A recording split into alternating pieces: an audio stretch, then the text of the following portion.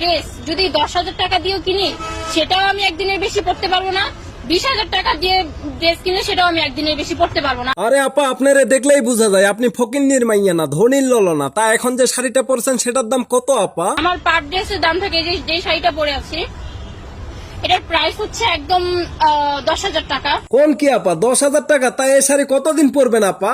তো এই শাড়িটা আমি আজকে পরবো, আজকে পরে ভিডিও করব, এটা আমাকে আর নেক্সট টাইম আপনারা পড়তে দেখবেন। আরে আপা, আপনার চেহারাখানি তো খয়রাতিল্লাহ, আর এক ড্রেস দুইবার পরেন না। ভালো কথা, এত টাকা আপনার আহে কোথা থেকে? ইংল্যান্ডে গিয়ে লিগে খেলেছি 1990, অত্যন্ত কম বয়স, পয়সা দিয়ে নিয়ে যেত খেলার জন্য, ভালো ইনকাম।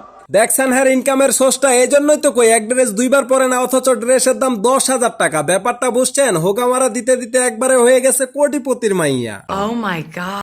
তো রোস্ট লাভার ভাই, ব্রাদার এন্ড সিস্টার, কি খবর সবার? ওয়েলকাম টু কেভি মারুফ।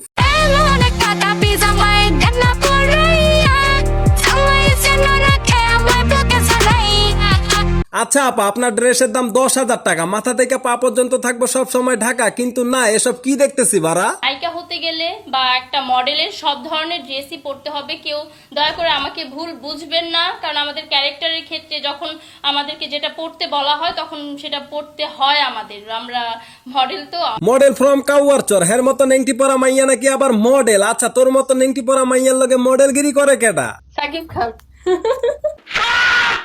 আরে সাকিব ভাই চাইতে যায়েন না, হের নায়কটারে মুই দেখাইতেছি। ওই দেখ, টুকি সাকিব খান, ও সাকিব খান, সাকিব খান। সর্বনাশ, এটা নাকি সাকিব খান, এটারে তো দেখতে লাগে একবারে সালবাল খান। সঠিক বলেছেন। সাকিব খানের নায়িকা রে ভাই। সাকিব খান তোরে আন্ডারপ্যান্ট ধোয়ার জন্যও রাখবে না, আর নায়িকা তো দূরের কথা। কি কোন আপনারা? তো গাইস, ভিডিওটা এ পর্যন্ত। সবাই ভালো থাকবেন, সুস্থ থাকবেন, আর হ্যাঁ, ভিডিওটা শেয়ার করতে ভুলবেন না। ধন্যবাদ।